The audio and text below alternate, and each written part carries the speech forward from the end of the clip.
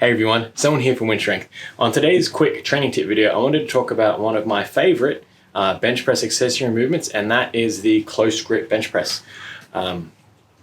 It's a great accessory movement because it shifts the target muscle over to the triceps while still activating the chest muscles there, obviously, and you're still getting some movement practice to the bench press itself. I quite like it because if you followed my channel for any amount of time, you know that I deal with on and off shoulder pain, probably due to the years of rugby that I played, as well as other skateboarding and snowboarding incidents, we'll call them. In any case, if I start to notice my shoulders get aggravated with a regular grip bench press, which is probably my thumbs away from the knurling on the barbell, I notice that the close grip bench press takes away a lot of that aggravation on the shoulder joint there, which might help you if you're dealing with shoulder pain during the bench press. Play around with different grip widths. I know personally for me, the wider the grip, the more my shoulders start to hurt, so I pretty much never do wide grip bench pressing.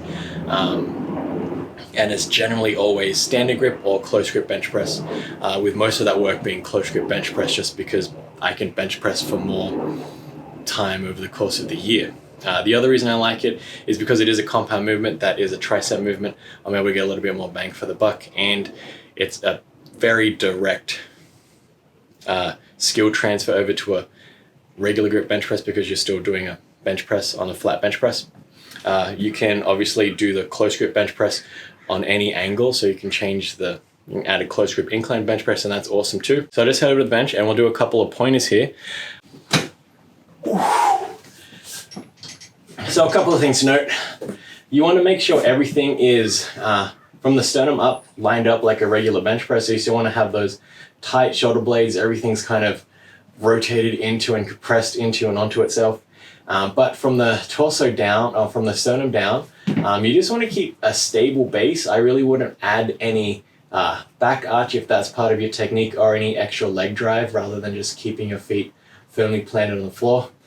Just because it's unnecessary for this movement. We're not really looking for how heavy you can close grip bench press. We're really just looking at this as an accessory movement, so we're wanting more volume. So we want to activate more muscle through volume rather than lifting the heavy weight as possible. So removing any extra muscle from this is going to be ideal here. I personally like to have my webbing right where the smooth and the knurling hit. That's a good close grip for me.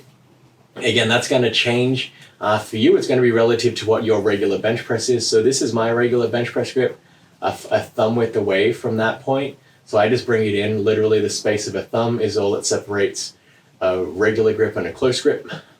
So we're going to unrack the weight like usual. We're going to bench press like normal. One thing you notice is that the weight will hit lower on the chest. So you're looking at maybe the sternum or the top of the rib cage. And you still want to touch the chest and bring it all the way to full lockout at the top. One thing to note, as you come down, you don't want your elbows to flare out to the sides. You don't really want to be doing these ones. You want to be trying to make sure your elbows point down to your feet as much as possible, and keeping those triceps touching the side of your ribs as much as possible throughout the entire lift. And just rack the weight like usual. So hopefully those little pointers there help you with your close grip bench press if it's an issue for you. I definitely recommend throwing these in as a really great accessory movement.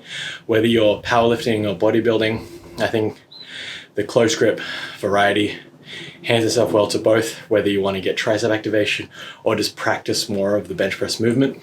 One thing to note is I generally keep reps high with this. I don't generally stray below 8 reps for these, just because, again, we're looking to build up some more muscle mass, especially in those triceps, which can be a weak point for you. If you have trouble locking out on the bench press, that's probably going to be due to weak triceps.